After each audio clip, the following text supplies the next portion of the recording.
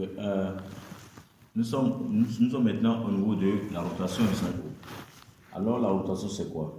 La rotation c'est simplement appliquer la rotation sur une figure, c'est faire tourner la figure pour obtenir une autre figure. C'est-à-dire, on fait tourner la figure par rapport à un donné et par rapport aussi à un sens donné simplement. Alors, on tourne la figure par rapport à un centre.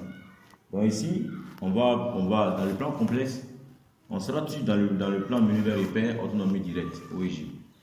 La rotation du centre O et d'angle orienté θ, noté R ou θ, c'est-à-dire quand on voit cette écriture, c'est que la rotation du centre O et d'angle orienté θ, A pour écriture complexe, F de Z égale à S pour I θ Z.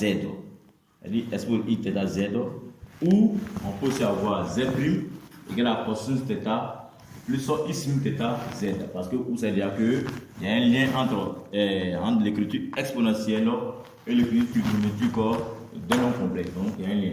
Et simplement, avec θ un nombre réel. θ est un nombre réel. θ est l'argument. Donc θ est en même temps un nombre. Donc un nombre est un nombre réel. Donc θ appartient à R.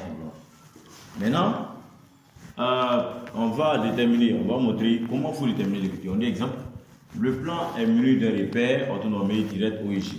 Déterminer l'écriture complexe de la rotation du centre O et d'angle orienté pi sur 3. Alors, à travers, on dit déterminer les coordonnées du point B', image de B tel que le point B a coordonné 1 par cette transformation. C'est que maintenant, on va démontrer comment on doit déterminer ce qu'on appelle l'image, comment il faut déterminer l'écriture complexe connaissant l'angle. L'écriture complexe, d'abord, c'est la rotation de centre O, on doit essayer que nous connaissons l'angle. Ici, on dit l'angle pi sur 3. Maintenant, on va passer à la démonstration. On va traiter l'exercice devant vous. Donc, comment est-ce qu'on peut déterminer seulement? C'est que y a l'exercice là. Alors, c'est très simple, ce n'est pas compliqué.